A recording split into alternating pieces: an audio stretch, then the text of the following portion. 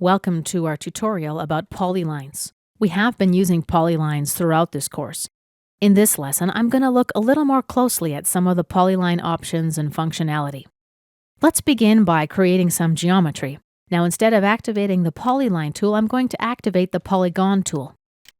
Number of sides, let's say 6. Let's select a point with the mouse to specify the center. Inscribed in a circle will be our type of polygon. Next, let's left-click to set our imaginary circle's radius. Let's select it and expand the Properties panel. I see that this is in fact a polyline. I can activate the Polyline tool and create some geometry in basically the same way.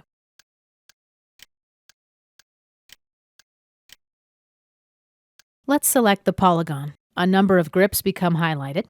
Let's select a grip. We see some command options. We can stretch this vertex, add another vertex, or remove this vertex. Let's select Stretch Vertex.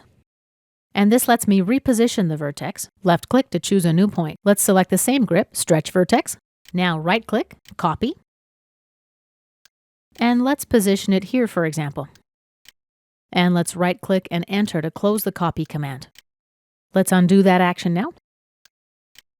I'm going to select the same grip again and try the Add Vertex option. Left-click to place a new vertex. And let's undo that as well. Let's take a look at the last option. Select the grip, Remove Vertex. And that vertex is deleted. Okay, let's learn how the handles in the middle of the two grips work. Select and stretch. We use these handles for stretching, adding vertices, and also for converting a line to an arc. Let's add a vertex here. Let's select this handle and scroll to Convert to Arc.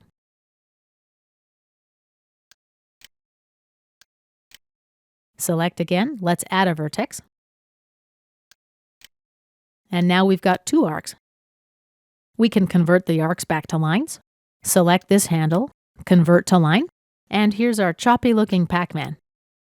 This concludes our first tutorial about working with polylines.